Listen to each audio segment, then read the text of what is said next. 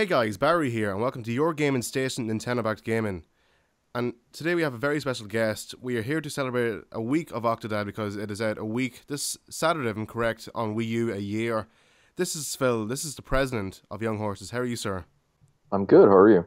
I'm good, thank you. So, how's Chicago? Uh, it's pretty good. It's getting a little bit cold, I guess. Yeah, yeah. But otherwise, it's good. I prefer the colder weather anyways. So, Oh, okay, that's fair enough. I've never been to Chicago, so I'd love to go sometime. yeah. Are you a fan of CM Punk? Uh, I mean, I know of him. Yeah, Not a huge fan, I guess, but yeah. Okay, so for people who don't know who you are, tell us, who you are and the company that you work for. What is it you do? yeah. So I'm Phil Tibitoski. I work at Young Horses, where my technical or official title is president. A lot of what I really handle day to day is the business side of things, any type of external contact between Young Horses and anyone else. I also do a lot of the community management and marketing and PR and stuff like that. So if you've ever talked with us, you've probably talked with me. Um, Otherwise, I do a lot of QA for our games, play them day to day, and I mean, everyone at the company is a designer in some way, Yeah, and kind of has input on everything we do. We're a pretty flat company in that everyone has their kind of specialties, but it's also a situation in which everyone is kind of allowed to have input on everything. that's good. I like Yeah. that. I like it. A team who's allowed to have some, I guess, creative freedom and team up together and all agree on it, kind of thing. Uh, so did you all meet up in college or something? What way did that work out? You created the first Octodad for PC. Was it 2011? If I'm correct? Yeah, it came out. Well, it came out in 2010 No, actually. 10. Sorry. Yeah. No, yeah, it's okay. So the very first team was formed in May of 2010 at DePaul University here in Chicago, and the point of that team was to kind of form a makeshift studio and simulate what an actual game studio Yeah. would work like. And another purpose of that team was to create a game to enter into the Independent Games Festival student competition. Um, and so that festival in particular lends itself to games that are very different from what you might see from a bigger studio, just because of um, budgetary and those types of restrictions of having to sell a lot of copies. Yeah. Yeah. Whereas this festival is oh, here's all the weirdest games you'll ever see. And so that is part of the reason why Octodad turned out as different and interesting as I think it is. Um, and the development of that first Octodad, the student version, took 5 to 6 months because that first team was 18 people. Um, and that released, I believe it was November 10th, 2010, something like that. Yeah. Maybe Yeah. I think it was actually November 1st because the IGF deadline was the day before that, I think. Anyways, so yeah, November 2010 is when it first released.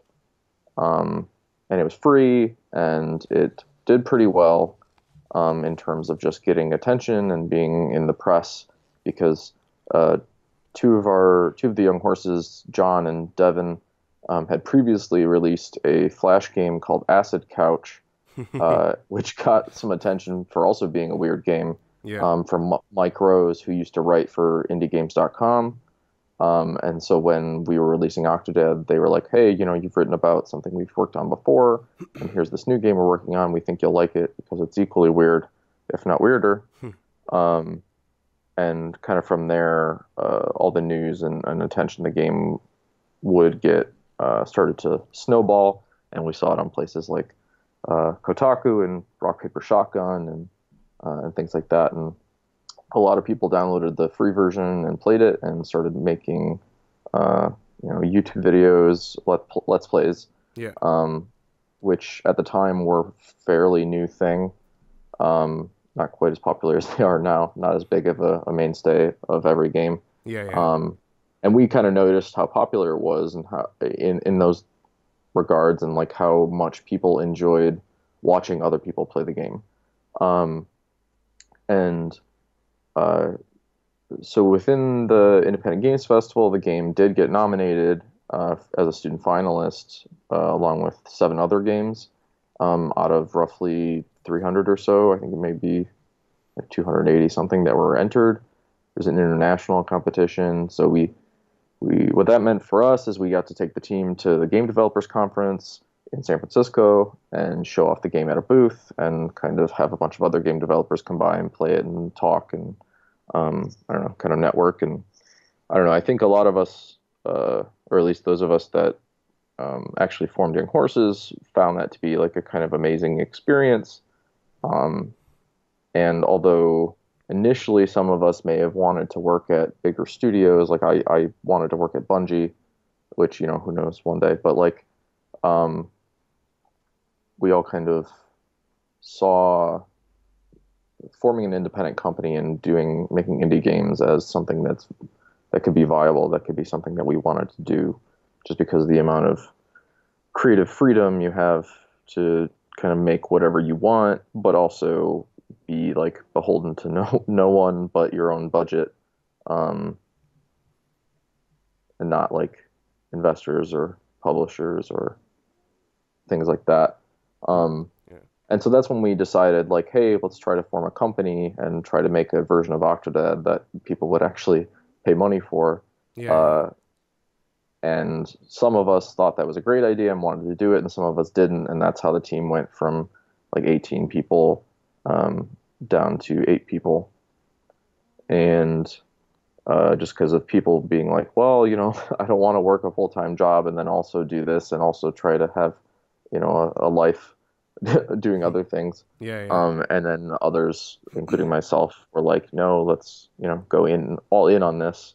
And then we spent a while kind of preparing the game to run a Kickstarter campaign, just kind of polishing up some things and coming up with basic concepts for what we wanted to do with the next game, at least in broad strokes.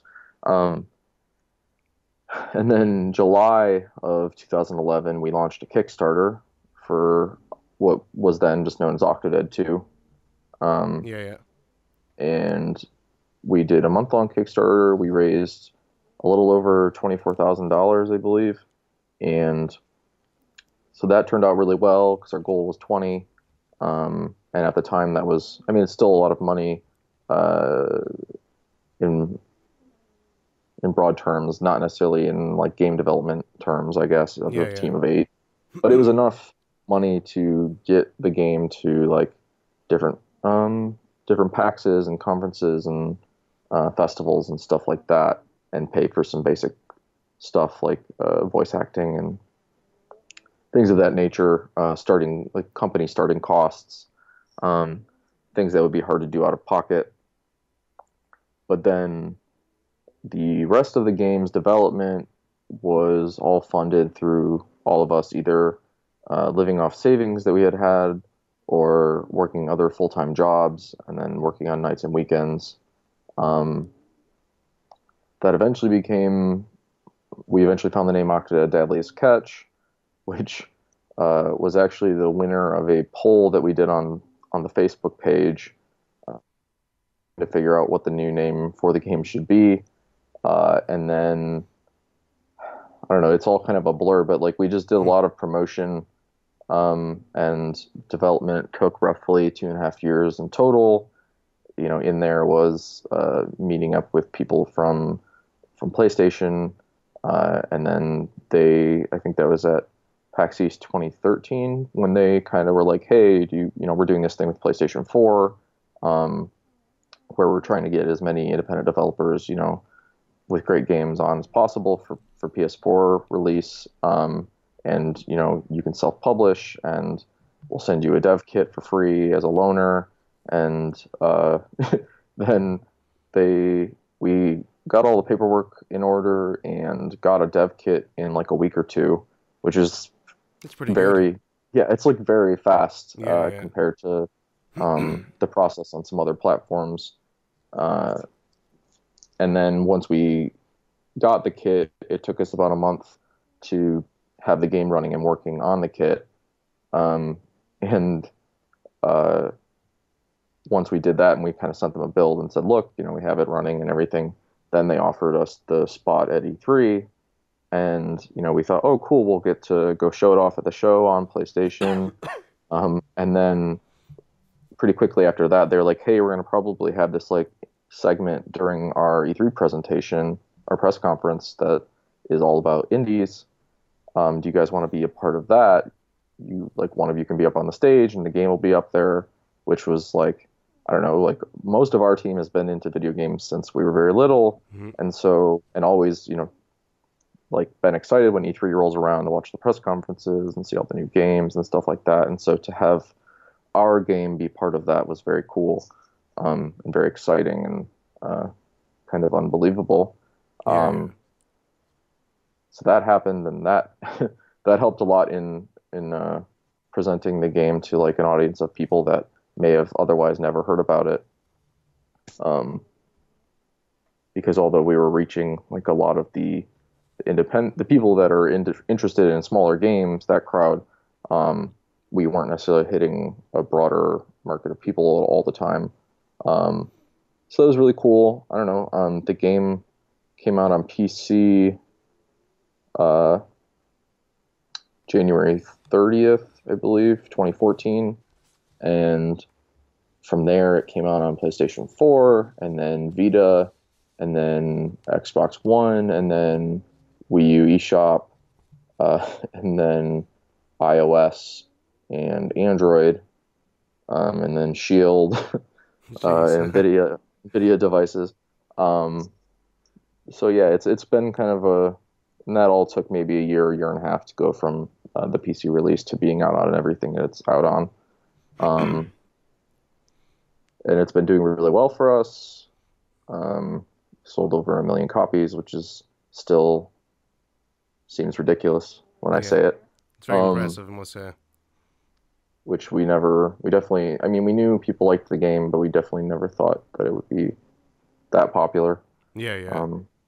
And now we are 8 people, and we're all full time, and this is our new day job for the past couple years now, and we're working on a new game. So I mean, I don't know. That's the kind of not so brief overview, I guess, of everything. There's a lot more that I could go into detail with, but would probably bore people. So, yeah, that is very impressive, I must say. Just like in a short time, 1 million copies, and pretty much on every platform you can play on. Right. Yeah. So, tell us how the idea for Octodad came together. Like, why an octopus? Why a dad? So originally, some of the people who were on that initial team were looking for different inspirations, and one of them had seen a video of someone playing Jurassic Park Trespasser. Of all things, which is like this first-person Jurassic Park game, but you have like a weird amount of control or lack of control over your character's arms, and you had to do a lot of things physically. There were a lot of like weird like box stacking physics puzzles and stuff like that, even though it was a FPS. Mm-hmm. And so some of the inspiration for how you would move around came from that, just in the amount of control you had over like this thing that in any other game is automatic. Some of it came from Descartes, or the idea of his idea of like micromanaging something that is otherwise a simple movement, or the movie like being John Malkovich, of like being in someone's head and kind of controlling them with knobs and levers, or in a way that like you have control but it's still difficult to do it.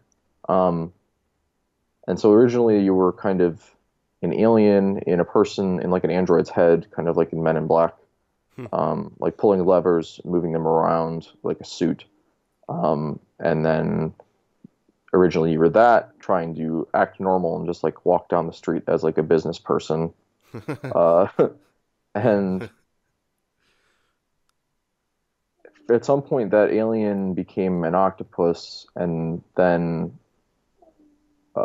we thought it would be funnier if, like, a lot of our decisions are based around like, would this be funnier if, we did this. And so it was just like, oh, wouldn't it be funnier if the octopus was just in the suit? But then people still didn't know that you were like out of the ordinary, Yeah, yeah. and you still had to like try and fit in with normal society. And then we figured like, well, what's like the status quo, normal, so to speak, society? Like, oh, must have like a family with like a wife and kids, and so they're like this nuclear, um, I don't know, kind of generic cookie cutter family, uh, or at least on the outside. And then all of the other stuff kind of snowballed from there. It's like, well, they don't know he's an octopus, and you have to keep that from them by just like being really good at fitting in, being a dad and being a husband, and well, let alone a human. Yeah, yeah. And I don't know, everything else just kind of rolled out from there. Um, and as time, like our Kevin Zune, who's like the kind of he's the creative director, and he writes a lot of the story and stuff like that. Came up with a lot of the intricacies of all the characters, and we also had a teammate, Majdi Badri, who did a good amount of writing for dialogue and stuff like that as well. And then I don't know, a lot of ideas have come from kind of all over the place on the team, just depending on conversation, I guess. Yeah. I actually remember going to my local GameStop, and I had a PS4 setup. I think it was the time it was, just being released, or, it came out that time. Yeah. And Octodad was actually on it as a demo or something. You could play it. Mm-hmm, mm-hmm. And my first reaction, I was like, what the hell is this? Like, like I'm there Right. moving, and it's like, how do you move, kind of thing. Yeah. Like you'll see in my first video on the channel. Yeah, I must say again, a personal thank you to giving me, early hands on for Wii U, because like it's, I think it Oh, has no over problem. 5,000 views now at this stage, which is pretty big for me. Yeah. So that was pretty cool to get it, a week beforehand. But Yeah, no problem. yeah, but like just playing is like, what's going on? How do you move? And even in multiplayer, it's even funnier again, Yeah. because like it changes as well. A different checkpoints. If I'm correct. You change limb. Yeah, the roulette mode, like that multiplayer wasn't added in until like maybe a few months before release, because we were just like, like with the way the tech is set up in the game for controlling each limb independently, you could just have different players control each limb, and then the kind of roulette, like switching limbs every checkpoint thing came in also. Just, I don't know, I think we had seen that somewhere else.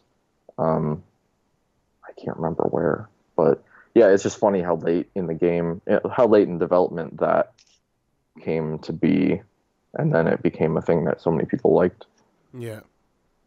Sure. Look at GoldenEye on the N64. I think like 6 weeks before it came out or something, they created multiplayer and didn't even tell Nintendo.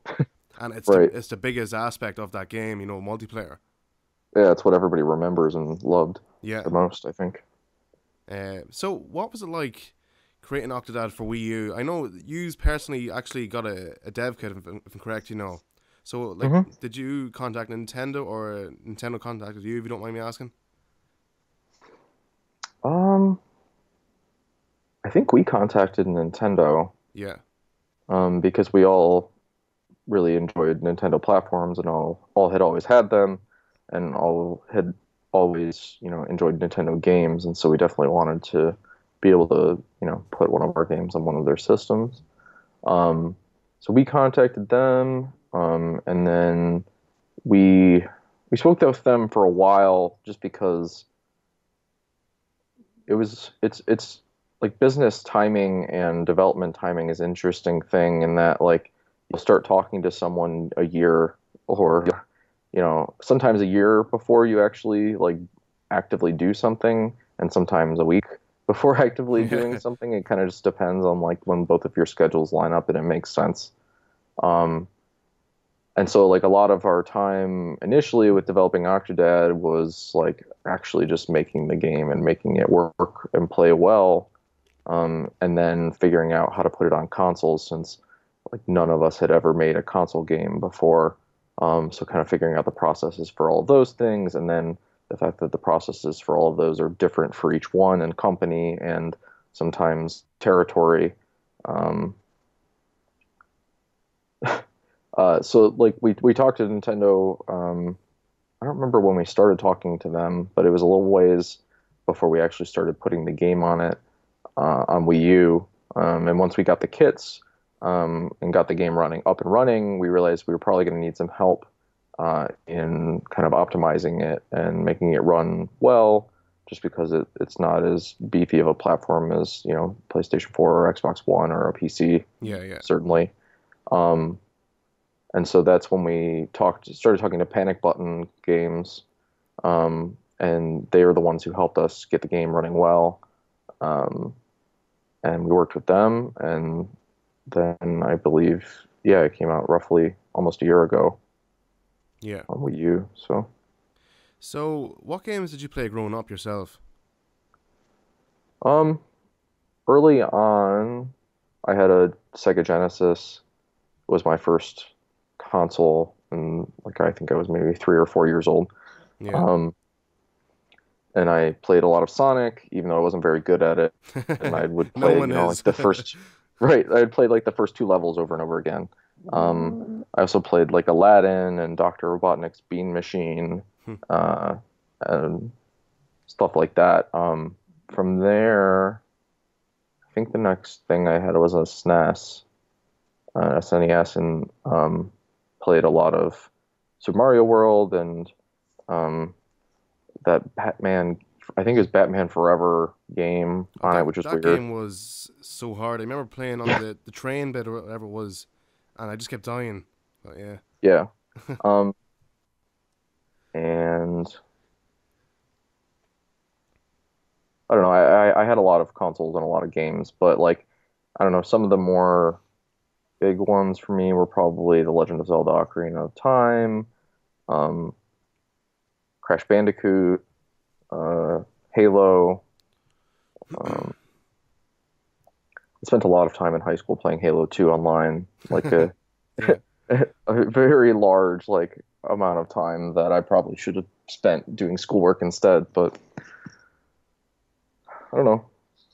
I played a lot of stuff. I probably used to play more games than I do now, but just because of the amount of free time and Yeah. I don't know, when you spend a lot of your time making games, you tend to spend less time playing them and more time doing other things. Yeah. Myself. So, what would you call the greatest game of all time, and why? Apart from Octodad. Mm.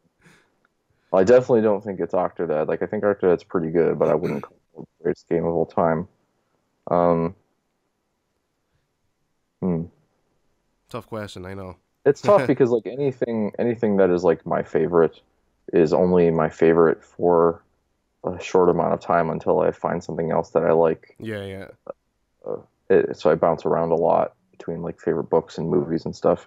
But I probably have spent the most time with Halo and Halo 2. Halo, I played the campaign mode, I don't know, 25 or 30 times at least.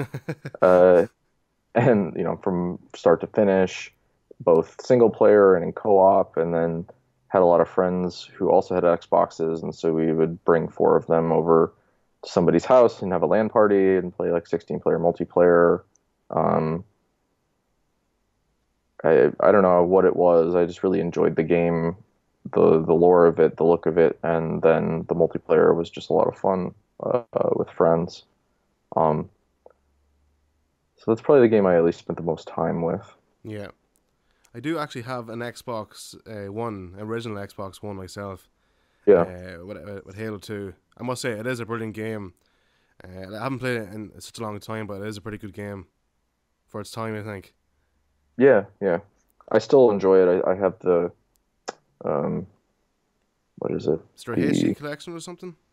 I don't know. Yeah, If there is. the collection of Halo 1 through 4, I think. For Xbox One, I have that. And I went back through and played the first one again, which is still a good time. Yeah. Now, do you think they'll ever show the face of Master Chief in the next one? I don't know, because I doubt it. I don't know. I read the books, and so I know like the vague description of him, which he seems like a pretty generic, like white guy with blonde hair and blue eyes. if I remember right. Um, but yeah, I doubt it. Yeah. Okay, so who or what inspired you to make video games? Hmm. I don't remember. Well, it might have been The Legend of Zelda: Ocarina of Time. That might have been the first time where I beat the game and I actually sat and watched the credits and wondered Yeah. wondered what all of those jobs were, and what all those people did exactly, and like why were there so many people who Mm. worked on this thing. It's until you stop and take stock of that sort of stuff, you don't often think about like the amount of work that goes into a video game or a movie or even a song. Um, so I think that might have been the first time I thought about it as a job and as something that I could potentially do. And then I always had, like in school, I always had the kind of chip on my shoulder of not wanting to have like a normal job, like being always like, well, I'm never gonna go to a job where I have to wear a suit, and you know that kind of stuff that a lot of kids I think feel at some point or another. Um, and video games seemed like a good way to avoid that stuff because anytime I had seen pictures of like developers or whatever, they were all kind of in whatever they were wearing, like shorts and sandals and whatever. Yeah, yeah. Um, the kind of generic idea of what a game developer might look like. Uh, so that was a draw, and then the fact that I didn't really know how hard the work was initially to make a game. You're like, Yeah, oh, yeah. making video games, it's gonna be so fun, which it is a lot of the time, but it's also a lot of hard work, Yeah, which is yeah. something I didn't learn until I was much older. Um, but I also in like high school would spend a lot of time watching any of sort of like um, making of documentaries. Like I think the Halo 2 like Super Legendary Edition or whatever had um, a bonus disc on it that had like a making of DVD, and I would just like rewatch that making of a lot, um, and it was just really interesting to me, some of the stuff they were talking about and the detail they went into in what it was like to work on a game. And then, so yeah, I think Halo was probably the big reason I got into making games. Which a couple years ago, I actually got to visit Bungie and kind of just see what they were doing. I think it was while they were working on Destiny. Okay, Um, was that before it was officially announced or anything? yeah, it was before it came out, and we had to like walk away from some areas so that we didn't see anything secret and Yeah, that kind of stuff. But I don't know, that was really, really cool to be there and see their studio and meet some of them. yeah, yeah. So, can I ask you about Tom Taylorson and the voice actors? Like, how did you get onto these guys? And I must say, a big hello to Tom. I'm friends with him online. He's just a great Yeah. guy, I think. And Oh yeah, he's a super nice guy. yeah, like he is a dad himself. He is, Hmm. the voice of Octodad. Yeah. And no, but like the guy, like he's like I've listened to some of his stuff, before, like adverts and stuff. And the Right. the guy is just so good at what he does. Yeah, definitely. Tom is awesome. All of our voice acting that we had with the first Octodad was we got in contact with them through DePaul, through our school. They had like ties with the music school and the local community of voice actors and stuff like that. And so I believe we did auditions through them. And they were I wasn't part of that initial committee of like picking people. Yeah. Um, but then once we had Tom and Frida and Anne, um, well, we had Anne and Tom, and then working on like the second game, we brought on Frida. That was it was an interesting experience. They've all been really great and generous with their time with us. Um, I don't know. Yeah, Tom's very cool. He's always willing to help anytime we have questions about VO or anything like that, and he's just a good friend at this point as well. Yeah, yeah. Now I must ask you, would Octodad be any good? You think in VR? Have you tried it yourself? We've we've tried some things that we probably like were probably a terrible idea, where it's like attaching the camera to his head and then putting on VR, and it's just like makes you sick within, seconds. Yeah, yeah, Um, I think it could be okay if it was like a third person camera and you were like looking around the environment while you walked him around, yeah, that sort yeah, of thing. Which I've seen in like Lucky's Tale and some other VR games. But we would have to do a lot of work in terms of making the environments more uh, fleshed out, because the ability to kind of look around anywhere means you have to make a lot more environment yeah, for yeah. people to look around in.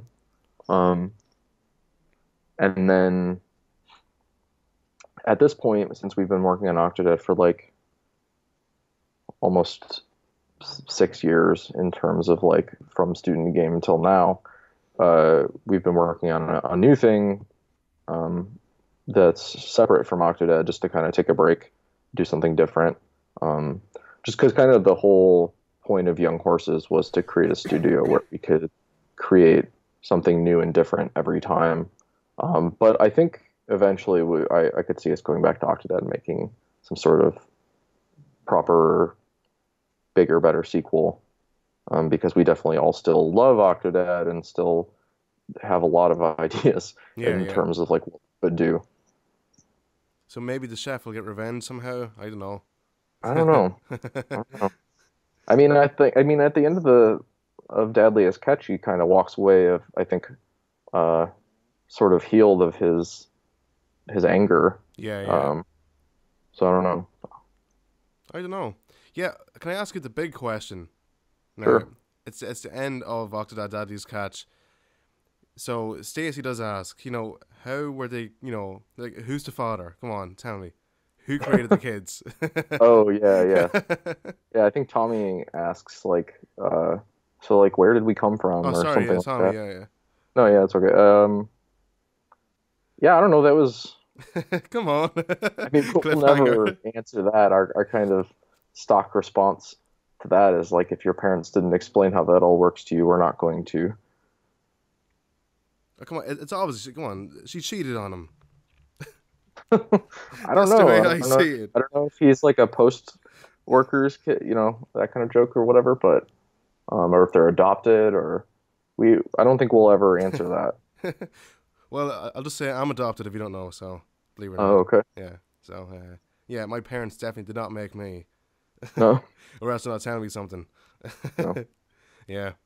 Okay, so tell us about the music in the game. With Seth Parker and Ian McKinney, if I'm correct. Yeah, yeah. Great guys, I So think. Ian Ian is a friend of ours who lives in Austin, Texas, and he worked on the main theme song. Um, and we were just kind of in need of something, I believe for one of our trailers, and he came up with that, which has been a hit on its own, I think, Yeah, oh, it's deadly because that song. Yeah, it's so catchy. yeah, And then Seth Parker, who is our in-house audio guy, he did all of the rest of the music for the game, and then all of the sound effects, and then he also did the recording for the voices, and like all the editing and cutting of that, and placement in the game. So Seth is a permanent member of Young Horses, and is kind of our in-house guy, and he's doing the music and the sound effects and stuff for our new game as well. yeah, Um, yeah. yeah. I actually recorded some Octodad music myself on the channel. I was Yeah. playing a piano accordion, and I recorded the music. When you wake up inside the house in the kitchen, Right. Right. like, Right. yeah, and that was Yeah. pretty cool though. Yeah, I think I've seen that. yeah. No, it's no. I do love the music in Octodad, and like I actually have contacted Ian himself, and I do talk to him the odd time, Yeah. and I'd love to actually do like a vocal recording of the theme song, for my channel, just to like make like a funny video out of it. Why not? Right. Right. That would be cool. Yeah, yeah. So yeah, like I've seen bands play, the theme song, like really rock it out. hmm Yeah, I've seen a couple like different covers like that, where I think there were. I don't know if there was a video or not, but I've seen like a metal version Yeah, there is a video of Um, that. Yeah, I've seen that one yeah, myself. Yeah. there's a couple different things like that that are pretty cool and interesting to see from, you know, uh, just someone covering like a theme song to your video game. Yeah, yeah. Interesting. And who is it? Is it Benny Goodman? Is that what you call him? Sorry, I'm trying to think the name because like the last theme song for when the credits play. Oh, I think it's the Barry Sorry, Barry Gordy. Gorton. Sorry, yeah, yeah. Sorry. No, Uh, that's okay. that's pretty Yeah, cool though. I must say. yeah. I think I actually like that last version more than the original. To be Yeah, yeah. honest. The style of it, I think, is really cool. Yeah. Do you play any music yourself? No, no. I had a bass guitar in high school, and like parents got me lessons and stuff like that, and I was just very, I don't know, like I always shied away from classes and uh I don't know, like I never wanted to take karate. I never wanted to Hmm. to do uh any instruments or anything like that. I always was just like I want to ride my skateboard and play video games. Yeah, yeah, Um those are the things I was interested in. yeah. So, have you been to many E3 events? Comic Cons or anything yourself? Um in high school I went to ASEN, which is here in Chicago. It's an anime convention, Oh, cool. Anime Central. I went to that a few years when I was in high school. Um, but outside of that, I don't think I've been into any conventions that weren't for me actually like working um, or showing off Octodad. Yeah, But, with Octodad, I've been to a lot of things. yeah. So, just recently, we saw the reveal of the Nintendo Switch, Hmm. the NX, formerly known as. Yeah. What was your, first opinion, your reaction to it? I mean, I think it looks really cool. I'm excited for it. It's the first, I don't know, I haven't had a Nintendo console myself since the Wii. Um, and so I'm excited to kind of hop back in because just because of like when we were making Octodad, I didn't have a lot of money and I only had my 360 for the longest time. Yeah, yeah, Um, and then I would see Wii U games come out and get like excited about them, like Captain Toad, Treasure Tracker, and stuff like that. That stuff looked really cool to me, and yeah, I'd want to play it and whatever. But then I never had a Wii U. But then we had one. We have one obviously in the office, and so like anytime there was a game that I really wanted to play, we would just get it and I'd play at work. Um, but then like with the Switch, I don't know. They did a very good job with that first teaser trailer, um, and it really made me want it. And I think just like the idea of being able to be like, oh, I have a 5 hour flight, and then being able to take it with me yeah, yeah, is really cool. Um, and but like when I'm at home, I always want to be able to play games on my TV. Like I have a laptop at home, but I don't have like a gaming PC at home. I just have consoles. Um, and anytime I'm at work, I kind of feel guilty when I'm playing a game because I feel like I should be working. And so that I'm does work. excited to have a thing where I can kind of take it with me on the go, but I can also like pop it into the dock and play on my TV here at home. Um, and it seems like it'll be more powerful than the Wii U, but maybe not as much as like a Neo or a Scorpio. But like it's starting to matter less and less, uh, Yeah, yeah, in terms of like how powerful something is, because they're all so much more powerful than consoles used to be at this point that a lot of the types of games that I enjoy will run just fine on anything. Um, so yeah, unfortunately, I wish I knew more. Like, I wish I knew more details about it. Like, what's the battery life like? What's, whether or not like it seems like it's a touch screen, but like, is it multi-touch or what? Um, yeah, yeah. and I'm really curious about like games and obviously about like how much are they going to support like smaller developers like us, because I haven't seen anything about um, developers of our size making games for it yet. So I don't know. I think it's something I will probably pre-order, which I don't usually do. Uh, so I'm excited for it. Yeah, yeah. Like when I saw it, like my reaction was like watching the Wii being revealed.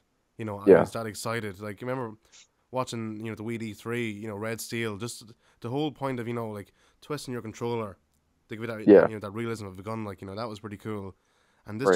this just blew my mind because what Eurogamer reported the leaks, but like they were true, Yeah. which I is think it weird. was Laura Dale, I Yeah, yeah, believe. She had a lot of the um, info on that like way beforehand, and it seemed like she was doing a really good job of like being an investigative reporter and figuring a lot of those leaks out as far as like what was true and what wasn't. yeah, yeah. Um, yeah, I'm excited for it, and I want to know more, and we definitely want to put games on it ourselves. Hopefully, Octodad. Yeah, hopefully. Yeah, that'd be cool. So let's see. Just this year for Father's Day, you released Octodad, a physical copy with limited run games. Mhm. That was pretty cool, I must say, because I do actually have the Dad edition, and you can, Oh yeah, yeah, I have the tie as well, which I unboxed this week, which is yeah, I saw that. yeah, it's very nice. I think it's actually my favorite tie that I have, believe it or Oh not. yeah, Yeah, I might get another one. I know later on is for Black Friday. Like I might yeah. I get think they're another one. selling Yeah, some more. Yeah. I'll definitely get another one, just in case it eventually wear and tear kind of thing. Yeah. Yeah, it'd be pretty cool. Wait, what was that like? Releasing a physical copy, like your reaction to it all. Uh, I mean, it was pretty cool. It only took, I mean, since we had the game done and everything, it only took maybe 3 or 4 months of work on our part and our limited runs part of just like figuring out, um, the box art and what kinds of things you need to do for a physical release that you don't necessarily have to do for a digital one. Um, I don't know. We were all really excited about it because it's always cool to have like a physical version or a physical release of something that you've worked on, and like we've this I don't know, a lot of things with this game were firsts for us and for the studio, and so it's very cool to have like in my drawer at home where I keep my games, like I have copies of Octodad uh, on Vita and PS4, and like just having that box and being able to see it is very cool. In the same way that it was really cool to walk into a GameStop and, like you said, see like a demo on a demo station, Mm-hmm. um, because although it's done well, there are still moments when things where it doesn't feel real, or it feels surreal, Yeah, yeah, rather. And that's definitely one of the things is seeing those physical copies and being able to hand it to someone and say, "Here's my video game," like, go put it go play in your it. PS4. Yeah, Yeah, I do own the Vita's version as well, which is pretty cool. yeah, So yeah, can I ask? What was the change of the company logo? Because I remember you, on Twitter a while back, looking to change, and you did though. It's very nice, I must yeah. say.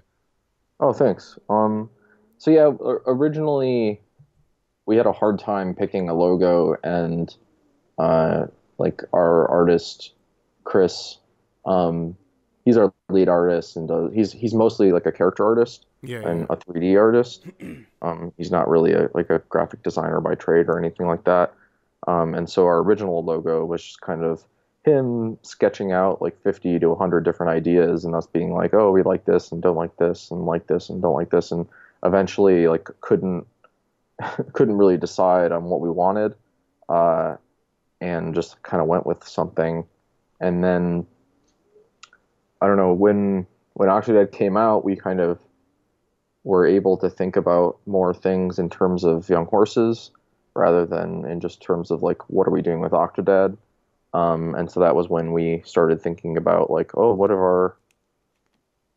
we're going to probably hire on a new artist to help more with this next game because it's bigger and needs more art. And we need to figure out like what our HR policies are and like what are these, all these kind of like business situations are with young horses. And then the logo was something that we always kind of looked at and we're like, well, I don't know if we actually really like this a lot, and I don't know if it's something that we want to be our logo forever.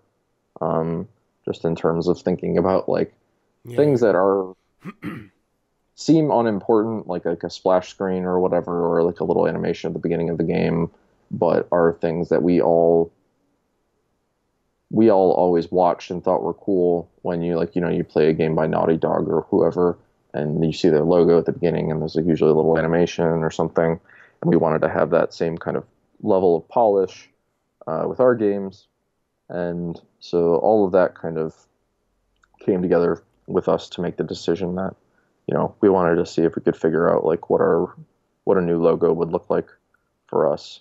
Um, and the one we settled upon, we just knew that like we went to Corey Schmitz, who makes a lot of logos, and that's kind of he's like a graphic designer in general, and really liked a lot of his work.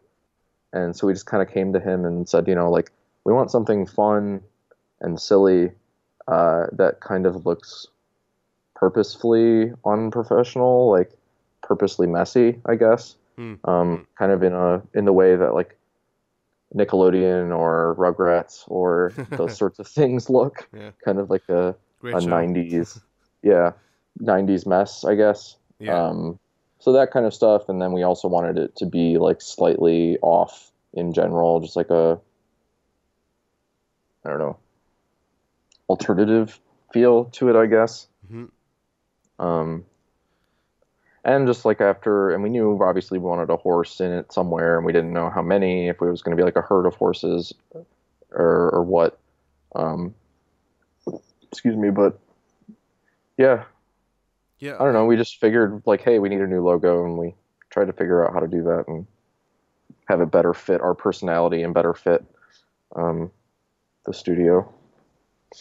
Yeah, I must ask, how did you get the name Young Horses for the company? We spent a long time.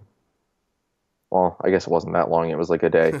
Um, we spent a day talking about different ideas for the name of the studio, um, and that was back when we were at the Game Developers Conference showing Octodad. We were just sitting in our hostel talking about, if we did form this company, what would we call it? And so then we were trying to come up with kind of terms that best describe what we thought our personality was and like what kind of games we would like to make. Um, and I mean, the answer to that is like games that have a similar spirit to Octodad in that they're playful and charming and quirky, um, but like a little bit off or I don't know. I always feel weird saying it, but like rebellious in terms of just doing something that someone might not expect of you. Yeah, yeah. Um, and so we kind of saw horses as a embodiment of those characteristics in that they're pretty playful, and then um, young horses was just that we were like fresh out of school, and younger horses are more wild and rebellious and playful and weird, Hmm. and then I don't know, we knew about names like Naughty Dog and stuff like that, and that was also kind of like analog to young horses, or um, I don't know, we just like kept saying different ideas, and that one it just sounded the best, like speaking out loud and talking to people, and it stuck. And I think initially some people didn't like it as much on the team, but now it's kind of become who we are, and I think everybody enjoys it. Yeah, yeah. Yeah, so speaking of Naughty Dog, have you any, connection to them at all? Have you ever talked to any of them? Yeah, a few times. Uh, I've talked to like Arnie Meyer, who's their community person, and then John, um, goes by the nickname Cowboy, hmm, who's a programmer there. A couple of them. yeah. So, like, Lily Nishta, who's a um, illustrator on some of their games. what about Neil Druckmann? The famous Neil Druckmann. I have never met Neil, Yeah, but I definitely know of Neil. yeah, yeah. Yeah, I don't know. I think, like, that company is just so much, respected Yeah, across everywhere. Like, stuff like, The Last of Us and Uncharted. Or, like, for me personally, like, Last of Us is the best story I've ever played in a video game by far. Yeah, I really enjoyed The Last of Us a lot. Yeah. Um, it was one of the it was a game that had a very lasting effect Hmm. on me, No pun and one that intended. I yeah, and one that I think about um, once in a while when I'm just thinking of like, oh, like how do games do this type of feature and how do they do it well? And like I often, you think back to The Last of Us or Uncharted or whatever. Yeah, Yeah. Naughty Dog in general, like we have a lot of respect for them and the way they do things, just in terms of storytelling and technical ability and um, gameplay design and I don't know, just kind of everything. They do everything very, very well.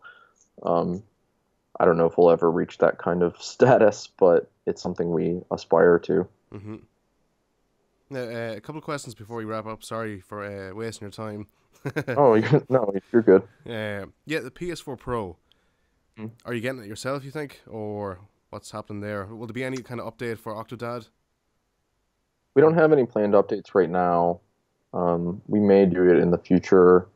Right now, almost all of our focus is on our new game that we're working on because we've been in production on that for almost a year now.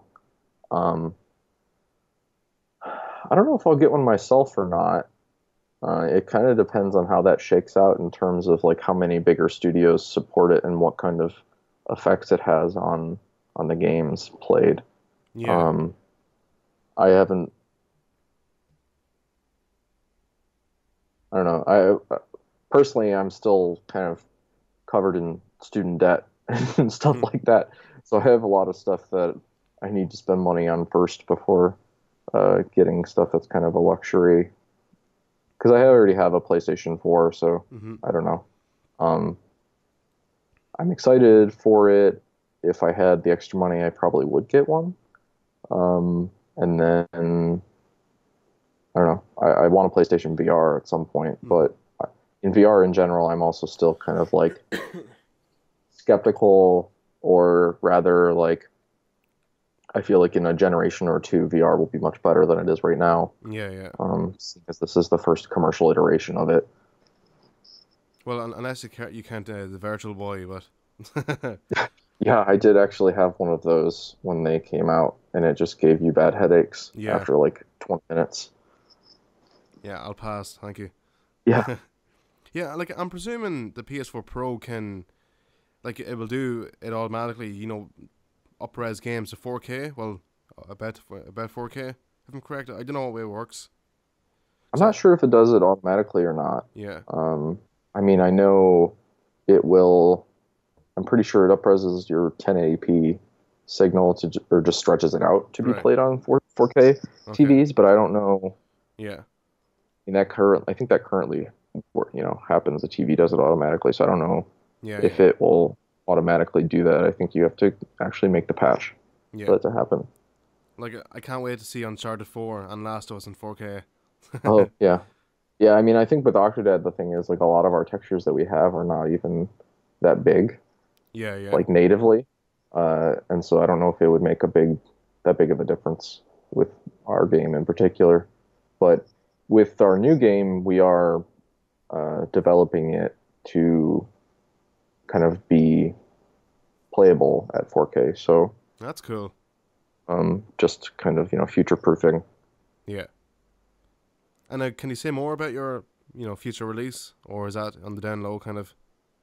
It's still pretty secret, I guess. I can say that it still has humor. It's still like a funny game. Mm-hmm. It's definitely in our style in that it's pretty colorful, Yeah. um, and it's weird. Uh, can't say can't say much more than that, but it definitely is a young horses game. Yeah. Yeah. We and I could also say that it's like a completely different play style. Now, last question before we wrap up. The biggest question: is Octodad related to the Inklings in Splatoon? Yes or no? I I want to say he is. I hope he is. Yeah. That's up to the Splatoon team, really. Um, yeah, we were like, oh man, wouldn't it be awesome if there was some like Octodad DLC for Splatoon? That'd be someday. cool. Make it happen. Yeah, we've seen some cool fan art where Octodad is hanging out with the Inklings and stuff like that. So I'd love to see some crazy Octodad multiplayer game. No, because I remember you did do Octodad, but like, so was some video where there was like loads of different Octodads, if I'm correct. yeah, we were calling it Multidad, I think. Multidad, But, yeah. That was pretty cool. yeah, I mean, we can actually, that was real in terms of like we had it working in locally, but the potential or like the amount of work that would have to go into that to make it work for real online or anything like that, and the performance hit that it takes to run like 16 individual Octodads, like him by himself, is performance intensive, surprisingly, just because every limb of his is made up of like, I don't know, like 12 to 16 like spheres that are all connected by joints, and all the physics for all those are being calculated all the time. And that's only, one limb. So having, 16 of those or however many all happening at once seemed infeasible for most people's computers and just in general. And then to translate all of those non-deterministic physics over some sort of network connection also seemed way out of like our ability since none of us had made or released a multiplayer game before in terms of like a networked multiplayer game. So it's a thing that works but barely, and was just like a fun April Fool's sort of thing. Although people have asked us for it since then and been like, where is it? Make it for us. Like, we can't. I wish we could, but maybe Octodad 3 or 2 or however you want to number them now. Well, technically it will be the third game, so yeah, but a lot of people refer to Daddy's Catch as the first one, wouldn't they? Right, because they don't really know that the previous one even existed a lot of the time. Yeah. So what would you call it? Like in terms of like a subtitle or? Yeah. I don't know yet. I mean, I think it really depends on what the story ends up being once we get to it. But we'll see. We'll see how successful this next game is, and because I don't know, just with our goal of creating something new and different every time, I'm not sure when we'll get back to it, but hopefully we will someday. Yeah. All right, Phil, thank you so much for coming on. Sorry for wasting the past hour on you. Oh, no. It was fun. Thanks for having me. Thanks for coming on. So, where can we find you on social media anyway? Yeah, you can follow me on Twitter at PTibs, and you can follow at Young Horses and at Octodad Game for all of that kind of news, so that you don't have to listen to me ramble about like random things in my life. It's all good. And then you can also like Octodad at Octodad Game, or Facebook.com/Octodad Game, I believe, and Facebook.com/Young Horses Games. I think that's about everything.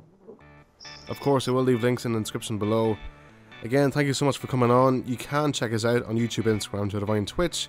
And for more Nintendo and Octodad, keep it right here. Thanks for watching, and as always, guys, stay fresh.